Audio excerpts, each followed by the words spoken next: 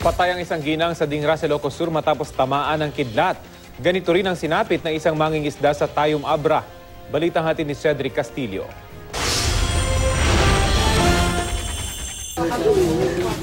Naglalagay ng pain na gamit sa pangingisda sa isang ilog sa Tayum Abra ang 49 anyos na si Maximo Takanay nang bigla na lang mistulang magdiklap ang paligid.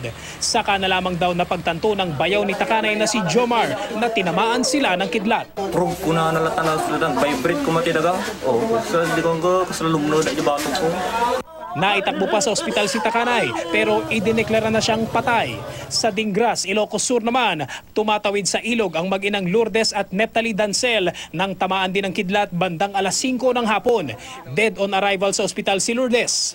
Nagtamo ng pagkasunog ng likod, pati mga tangang gamit nasunog. Posible namang na-trauma ang anak na si Neptali. Bumaliktad ako sa likod. Yung nanay mo? Paano? Tapa? Wala kang suwas na. Wala po. Mahigit 90% ng katawan ng tao ay binubuo ng tubig na isang epektibong electric conductor o daluyan ng kuryente. Dahil dito, kayang marating ng kuryente hanggang kasulok-sulukan ng ating katawan. Paano na lang kaya kung ang kuryenteng tatama sa tao? Umabot sa 100 milyong voltahe at 100,000 amperahe.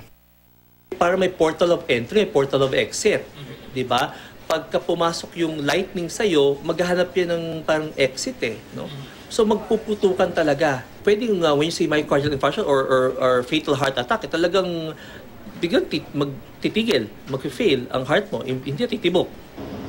At kahit pa makasurvive sa lightning strike, posible rin ang pinsala sa katawan.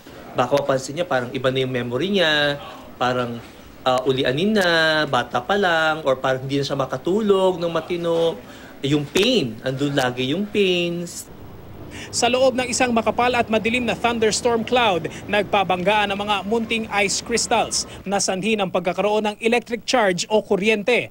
Negative ang charge sa pinakailalim ng ulap, habang positive naman ang charge ng kalupaan at parang magnet na pipiliting magdikit.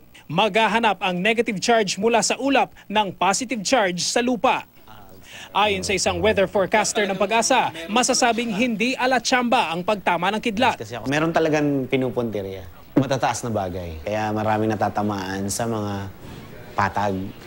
Kasi kapag nandun ka sa patag, ikaw yung mataas. Mababa man ang tsansa, lagi pa rin nariyan ang banta ng pagtama ng kidlat. Meron naman daw mga senyales kung nagbabadyang masapul ang paligid mo at kung magiging matindi ito. Kapag mahaba yung buhok mo, tataas siya. Tapos yun yung mga tendency na magkakaroon na ng thunderstorm o kaya tataas yung balahibo mo. Kapag ka nakakita ka ng lightning tapos biglang sabog ng thunder, ibig sabihin overhead ka lang. Yun yung pinakadelikado.